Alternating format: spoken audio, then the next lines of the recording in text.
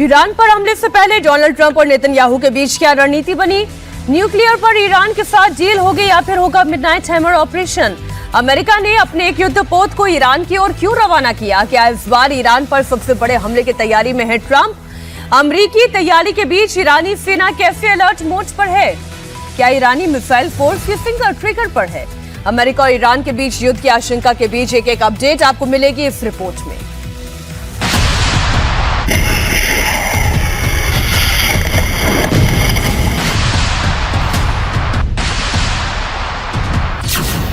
America ने Iran को final ultimatum दे दिया। As you know, we have a massive flotilla right now going over to Iran. We'll see what happens. I think they want to make a deal. I think they'd be foolish if they didn't.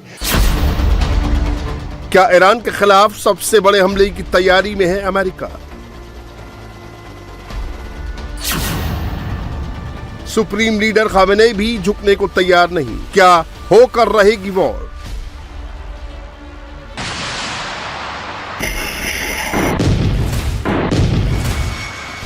Iran से बढ़ते तनाव के बीच America ने एक और विध्वंसक युद्धपोत को समंदर में उतार दिया है। USS George Bush aircraft carrier युद्धपोत इस वक्त ईरान की तरफ बढ़ रहा है और अगले एक हफ्ते में इसके अरब सागर में पहुंचने की उम्मीद है।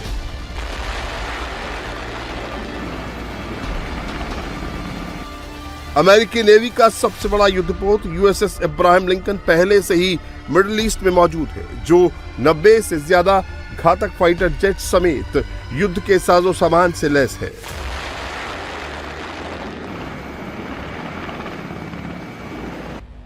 इसके साथ ही कतर समेत मिडिल ईस्ट के देशों में मौजूद अमेरिकी एयरबेस में भी तैयारियां बढ़ा दी गई हैं। फाइटर जेट समेत अमेरिकी मिलिट्री की मौजूदगी लगातार बढ़ती जा रही है।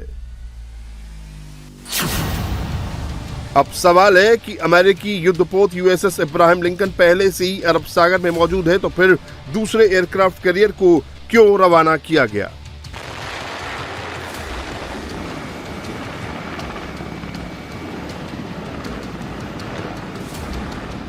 इसकी सबसे बड़ी वजह अरब सागर में मौजूद चाइनीज खुफिया जहाज है, जो अमेरिकी जंगी बेड़े के आसपास मौजूद है, जो ईरान को लगातार खुफिया जानकारी मुहैया करा रहा है। इसके साथ ही ईरान चीनी सैटेलाइट की मदद से अमेरिका के सभी टारगेट पर नजर गड़ा कर बैठा है। ईरान को चीनी सैटेलाइटों से पूरी इंफॉर्मेशन मिल रही है, कब और कहां पर अमेरिका का युद्धपोत या जंगी बेड़ा एक्टिव है। इसी को लेकर वॉशिंगटन ने यह फैसला किया है कि मिडिल ईस्ट में तैयारी को और बढ़ाया जाए, यूएसएस जॉर्ज बुश को भी भेजा जाए। इस बीच इजराइल के प्रधानमंत्री बेंजामिन नेतन्याहू ने राष्ट्रपति ट्रंप से 2 घंटे से ज्यादा तक मुलाकात की। बातचीत के दौरान नेतन्याहू ने ट्रंप से बातचीत का दायरा बढ़ाने का आग्रह किया। इसमें ईरान के बैलिस्टिक मिसाइल कार्यक्रम को शामिल करने का अनुरोध किया। हिजबुल्लाह और हमास जैसे आतंकवादी ग्रुप जैसे मुद्दे को शामिल करने पर चर्चा की।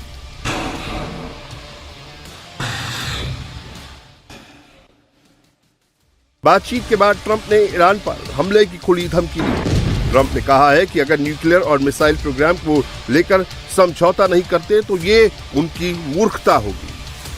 As you know, we have a massive flotilla right now going over to Iran. We'll see what happens. I think they want to make a deal. I think they'd be foolish if they didn't. We took out their nuclear power last time, and we'll have to see if we take out more this time. And I would say that I'd rather make a deal. It's got to be a good deal. No nuclear weapons, no missiles, no this, no that, all the different things that you want.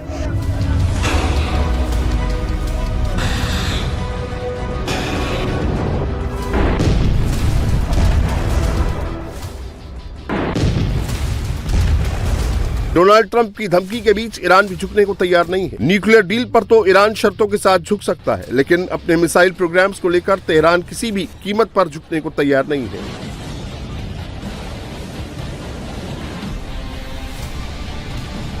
هیچ کس نمیتونه کوچکترین تعرض موشک‌های ما بکنه. موشک‌های ما موضوع مذاکره نیستن و نخواهند.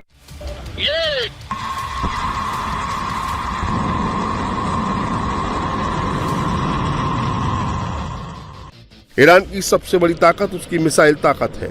Iran के पास ऐसी powerful मिसाइलें हैं जो 2000 से 2500 kilometre तक दुश्मन के target पर हमला कर सकती हैं।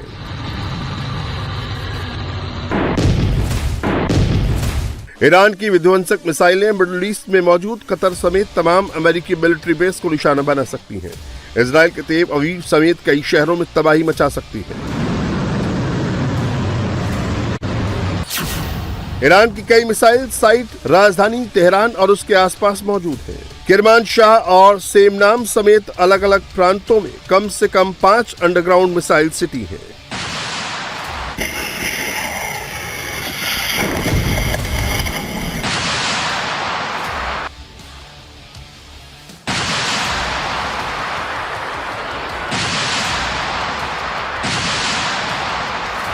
ईरान के पास मिडिल ईस्ट में बैलिस्टिक मिसाइलों का सबसे बड़ा भंडार है और लगातार मिसाइलों का प्रोडक्शन कर रहा है। युद्ध के खतरों के बीच ईरान हर महीने 300 मिसाइलें बना रहा है, यानी एक साल में 3600 मिसाइलें बना रहा है। 2028 तक ईरान 10,000 से ज्यादा बैलिस्टिक मिसाइलें बनाना चाहता है।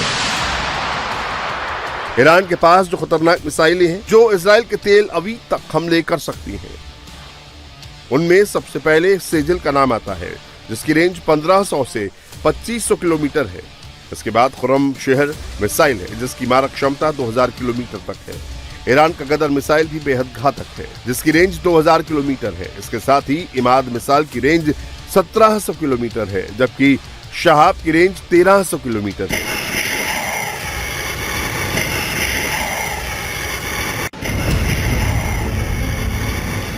मिडिल ईस्ट में अमेरिकी जंगी बेड़ों की बढ़ती मौजूदगी के बीच ईरान युद्ध मोड में आ गया है। ईरान की मिसाइल फोर्स फुल अलर्ट पर है,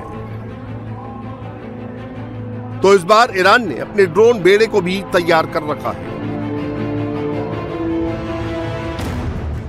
ईरानी रिवॉल्यूशनरी गार्ड अब युद्धाभ्यास में भी जुट गए हैं। ईरान सेना के पैराट्रूपर्स हमले की प्रैक्टिस कर रहे हैं। पहली बार ईरान के शहरी इलाकों में पैराट्रूपर्स लैंड हुए। ईरान की सड़कों पर इसकी एक्सरसाइज की गई। इस्लामी रिवॉल्यूशनरी की 47वीं वर्षगांठ के मौके पर हजारों की तादाद में लोग सड़कों पर उतरे। लोगों ने अपने सुप्रीम लीडर खामेनेई के समर्थन में नारेबाजी की।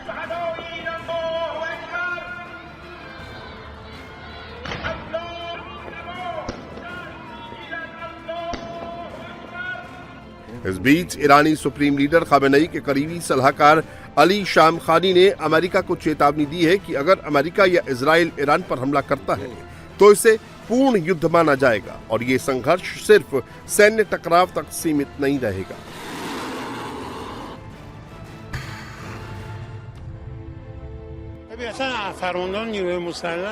दुश्मन के लिए बेहतर होगा कि वो गंभीरता से बातचीत का रास्ता अपनाए। ईरान का सैन्य नेतृत्व देश पर किसी भी हमले को पूर्ण युद्ध की शुरुआत मानता है। ऐसा संघर्ष केवल सैन्य टकराव तक सीमित नहीं रहेगा, युद्ध क्षेत्र में कहीं और आगे तक फैलेगा। इसका असर वैश्विक एनर्जी मार्केट्स पर पड़ेगा। इससे दुनिया की अर्थव्यवस्था और स्थिरता पर असर पड़ेगा।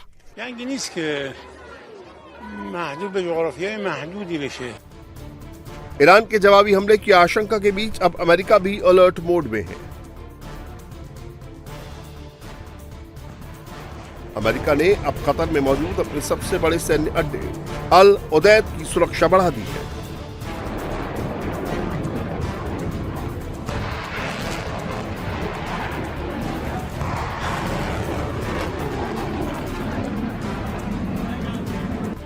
अमेरिकी सेना ने घातक पैट्रियट मिसाइल सिस्टम को स्थिर ठिकानों से हटाकर मोबाइल ट्रक लॉन्चरों पर तैनात कर दिया है।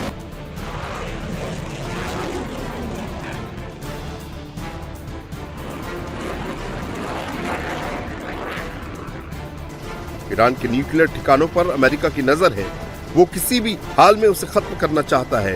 इसको लेकर ईरान भी सतर्क है।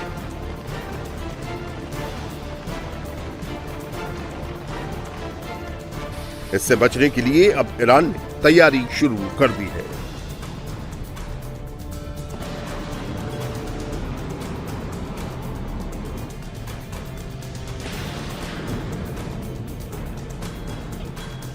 अपने न्यूक्लियर ठिकानों को मिट्टी से ढक दिया है।